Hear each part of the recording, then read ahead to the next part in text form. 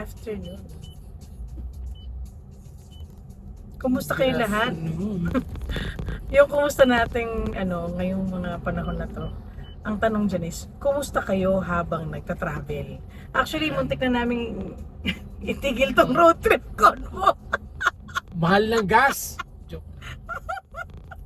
Hindi na kami maka-road trip. So, sobrang mahal ng gas. Ganun ka taas na yung gas. Ganun Na nag-iisip na kami, titigil na ba natin tong road trip convo kasi iibahin naman natin sa bahay na lang. Bahay convo na lang ba o kitchen convo na lang ba to? Yun.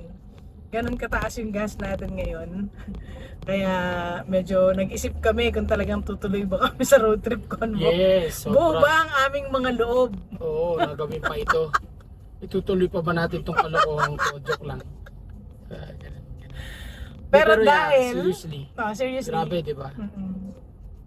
Lahat from electricity, hindi lang gas. From electricity to basic goods, commodities and all.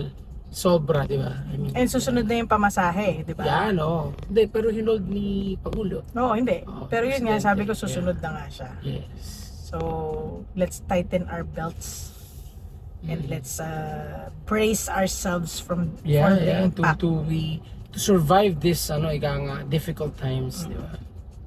As we all know naman kasi ang source kasi ng oil talaga is from the Middle East. And dahil nga so every time na nagkakaroon ng aberya doon, affected di lang tayo but buong mundo basically. Because lahat tayo more or less we have vehicles and yung mga pa naman Ay, sorry.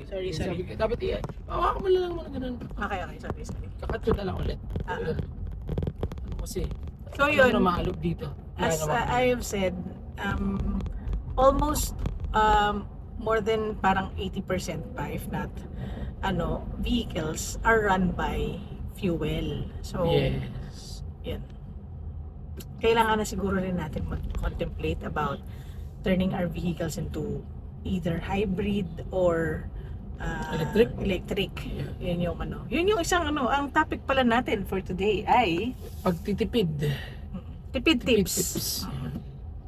Well, yun na nga. Ano yung mga gagawin natin? Kailangan affected, di lang tayo buong mundo. And to think, gusto kong balikan, to think Philippines, wala naman tayo stockpile of crude oil, we Totoo export yan. it. Sabi sa news, 60 days na lang yung crude oil natin, so mag-i-import na tayo ng pagkamamahal na. Unlike other countries like Japanese, grabe, meron silang Japan has reserve. Meron reserve oil reserves oil, of diba? 80 million barrels eh. So ganun sila ka-prepared in times of this situations. Untoward Magaling. So kawawa naman tayo. So third world country, so ayun, yung third world problems, yan ang natin. So yun yung natin na siguro sa atin na naman magpo-fall mga natin, ang tawag doon sa mga mamamayan na magtipid, di ba? Yun tayo tatamaan yan. At saka of course yung mga pumapasok araw-araw kasi doon talaga yung bagsak ng ng problem kasi hindi naman natin may iwasan ng kumbaga lumabas or mag-commute. Siguro one of the pagtitipid tips na pwede nating gawin is less na travel na alone, di ba? Kasi pag alone ka, ibig sabihin ikaw lang nagki-carry, nag-shoulder nung fuel. Carpooling ang solusyon. Yan, carpooling. Yeah. Maganda yan. Kasi masyadong mahal kapag ikaw lang mag-isa gumagamit ng kalsada. Saka yung kalsada din. Ikaw lang mag-isa nag-occupy. Like kapag marami kayo, mas marami kang matutulungan ka pa, mas maraming matatransport, tipid sa gas, right? Yes. And kung hindi ka naman nagka-carpool, pwede ka rin mag-P2P. Gamitin mo yung P2P kasi meron mga P2P buses and diretso vehicles. mall, point to point. So point to point. Meron naman sa mall tapos diretso ka ng airport. May mga PTX yun. Alam pa naman tayo ang Pilipinas, di ba? Pansin mo, napaka-car centric, meaning pangit kasi ng transport system natin, third world talaga eh. So basically, ang natin, cars talaga ang sagot para to move here and there basically, di ba? Napaka-car centric kasi hindi nga maganda yung transport system. Totoo. Unlike sa ibang bansa, again, sa Japan, maganda yung ano nila, yung kanilang transport system nila. So, people rarely uses cars. So, ang luwag-luwag ng kalsada nila. Eh tayo yun. Napakatindi nung dami ng volume ng sasakyan natin. So, I think yun yung, mukhang tayo talagang mga tatamaan talaga basically yung mga third world countries na unprepared, I would say. So, bilang mga mamayan, dapat prepared tayo. Tama, ma'am, no? Totoo. Bilang magulang also, siguro isang pagtitipid tip na pwede nating gawin is i-lessen na lang natin yung paglabas. Kung kaya Ayan, naman oo. natin, kung kaya naman natin na aliwin ang sarili natin sa bahay, like meron namang mga streaming, 'di ba? Tapos pwede ka namang sa bahay na lang kayo kumain. Oo, manood ng sine, na lang, Oo. diba? Kain sa labas, dyan lang sa garahe, nasa labas rin naman yun. Ilabas nyo lang yung pagkain. Oo, kain sa labas. Yun Pero yun i-lessen nyo na yung pagkain rin sa labas. Kasi hindi rin healthy. Plus, yun nga, Sarap pa additional na lutong gastos. bahay. Oo, totoo yan. At healthy pa. Diba? So yun yung mga mga naisip namin na tips para sa Wait, meron pa akong naisip. Oh, To gear up for being healthy, pwede ka maglakad, yan, pwede oo. kang tumakbo, pwede Mag-bike. kang mag-jogging, mag-bike. Mag-bike, yan. Oo. I have sa office they bike from their home to work. Oo. So, yeah. Meron din akong office mate dati from Marikina to QC office namin. Talaga nagbabike talaga siya and back ha. Kaya parang maganda rin nga yung ganun, magbabike ka, healthy pa, di ba? Dami naman pwedeng again, tayo na lang mag-adjust. Ganun nga. Ganun talaga eh. Di ba? Balita ko rin MRT and LRT2 will be having discounted fare ngayong that's nice. Holy Week I think. Yan, mga So, ganun, yung mga ganun is. isang yun, in a pwede way naman, natin take pasalamat tayo advantage. sa LRT, MRT, natin, transport system. May pang matatapos na yung I think, I don't know kung 2027 operational na yung Hopefully. subway. Mm-mm. Made in Japan yan, yung subway Oo. na yan. So, yeah, and Let's take this opportunity yeah, to make use naman. of those may ginagawa naman ng natin, transportation system natin dito. Yun naman, kailangan lang talaga din, again, yun nga, mga hard hit talaga tayo, mga gumagamit ng energy, yan, di ba, sa family, sa household, kuryente, and all, yun. Siguro it's about time rin na i-acknowledge natin na yung katawan natin is built not just to ride cars but also to walk. Kasi 'di ba, hindi naman sa pagkukumpara ulit sa Japan. Sa Japan konti lang yung nagkakasakit. Kasi lagi silang naglalakad. Paka-healthy, Oo, health center lagi silang naglalakad. Ang Although tawag sa blue zone. although naman kasi kaya naman natin rin talaga na nakakagawian na sumakay lang dito sa Pilipinas kasi mainit ang panahon natin, unlike rin sa Japan na kahit naman buong araw kang naglalakad parang hindi ka pagpapawisan dahil sa lamig Weather. ng Or panahon climate, nila. Oo. maganda yung klima nila dun malamig. Mm-mm. So, yeah, talaga yun. Pero yun nga, kung maikli lang naman yung distance or distansya ng Huwag nang magsasakyan. Huwag na magsasakyan. Alam mo, mamamalengke ka lang, huwag ka na magsasakyan, di ba? Oo. Yung palengke naman, usually, sa isang city, mayroong bayan na tinasabi. So, may palengke within Yung that city. pinakamalapit, yun na lang ang puntahan. Huwag ka na magsasakyan. Una, mahirapan ka pa sa parking.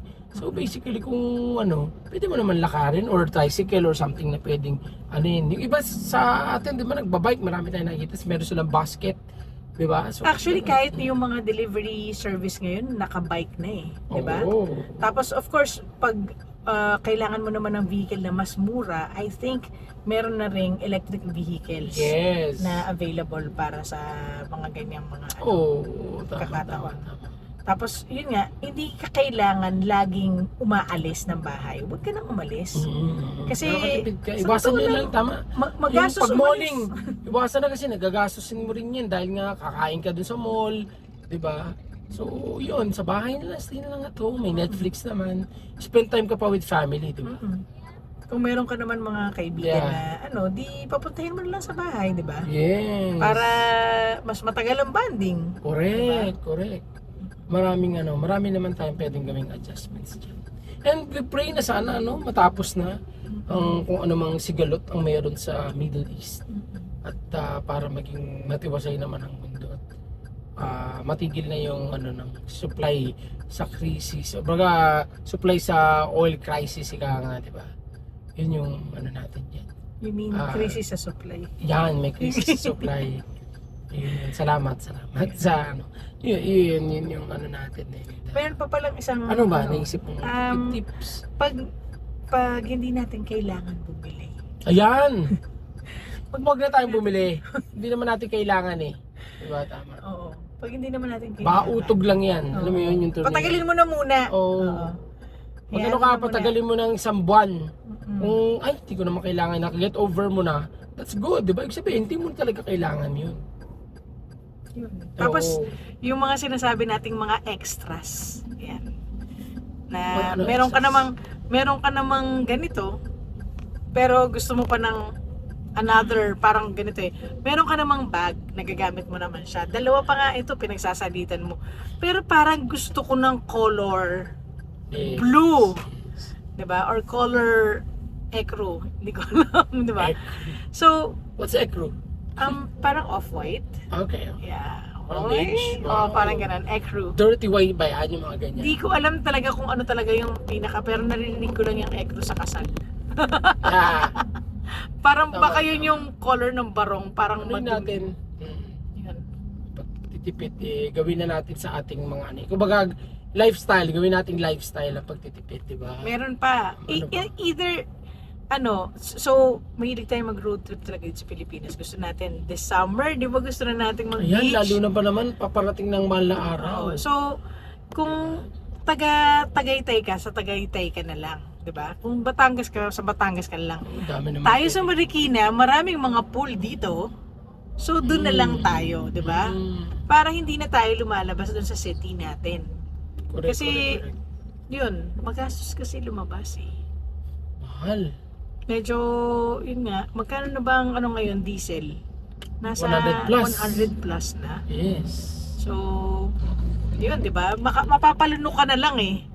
Di ba? Ilang litro, laging tatandaan natin, ilang litro bago makapunta dun sa lugar na yon at ilang litro rin pabalik.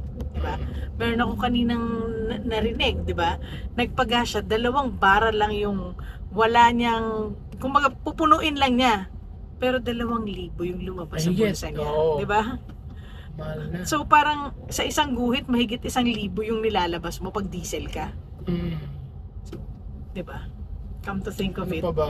Yun, yung pala sa kuryente, no? Yung yung pag wala namang gumagamit, gawin na natin Patayin. yung Oo. kuryente. Kasi tataas din daw yan eh. Oo. 16% ang itataas ng electricity bill. Meron pa bang hindi tumataas ngayon? Oo nga eh. Feeling ko, yung gano'n, yung sa kuryente, para makatipid ka, di ba? Kailangan natin talagang mag-ipit-ipit. Maging masinop. Oo, maging Maging masinop sa pagtitipid. Yung mga pagbili ng mga bagay na hindi naman kailangan bilhin, di ba? Hindi naman isa pang tip is tanggalin nyo muna yung mga shopping apps. Ayan, Kasi, oo. Ako ba to? Kasi nakaka-trigger din na parang, di ba? Ako rin ba yan? Oo. Pag wala tayong ginagawa, di ba? Although nag-add to cart lang ako at hindi ko naman check out. Kasi wala akong pang-check out. Sabi nila kasi therapeutic daw yung pag window shop kahit online. Okay lang naman. Silip ka lang. Lalo na kung wala ka naman talagang pang-check out. Add to cart lang kung Oo. muna i-check out. Pero kung magki-credit card ka pa para lang ma-check out yan. Ako, no. Di ba? Hirap yan. Parang lulubog ka lang sa utang tapos, di ba? So yun, yung mga credit cards, nandyan sila para alalayan lang tayo. Kunyari, parang... Hindi, tsaka dapat may pera ka talaga. Oo. Para bayaran mo siya agad. Oo, yes. Yan yung parang, ay wala akong pera ngayon, iutang ko muna, yun. Yes. Yun. Tapos yung papabayad mo sa credit card, galing din sa utang, hindi yun tama na, yun. ginisa ka na sa sarili mong mantika nun. Dapat hinay-hinay din sa pag-swipe. Di ba? Sabi nga ni Jax Reyes, Mhm. budgeted ba yan? Oh. Diba? I mean, dapat ng purchases mo budgeted. Hindi pwede yung mga ligaw na bala. Ika nga, kasi may tatamaan doon. Hindi na tayo, we cannot afford to do that right now. Yeah, lalo na ngayon sa climate Kaya. natin na may crisis. Yeah, mahirap. Ayun. So, sana nakatulong kahit paano yung mga tipid tips na yun. Kung meron pa kayong i-add dun sa pagtitipid tips Oh, na yan, just, message us, or put it in the pag-usapan comment natin. section. Oo. yan. The best pagtitipid tip wins. A trip to the house. A Diba? trip to Jerusalem. Diba? Yun. So, salamat sa pakikinig at sana Yes! suportahan lang natin ang isa't isa. Oh. Alam ko mabagal lang takbo ng mga sasakyan ngayon dahil ayaw tumapak sa gas. Huwag nating pairalin ng init ng ulo sa daanan Yun. at Oo ipagdasal nga, pansin natin. ko nga ngayon, hindi mabibilis ang mga sasakyan. Oo, parang may Sunday dudulot- driving lang ang lahat. Kung may pros, yun din yung mga kumukonting sasakyan, lubuluwag, nawawala yung traffic. Diba? Bumabagal May ang 4-day mga- work week ng government. Oo nga. Tapos ang mga company, feeling ko, nag-a-adjust na rin. So, yun nga, Hopefully yung mga a, companies would it's an off adjustments, consider. di ba? Ganun lang yan. Strategize. Adjustments. Yun lang. Yun lang. Hope nakatulong kami. Bye-bye! Bye!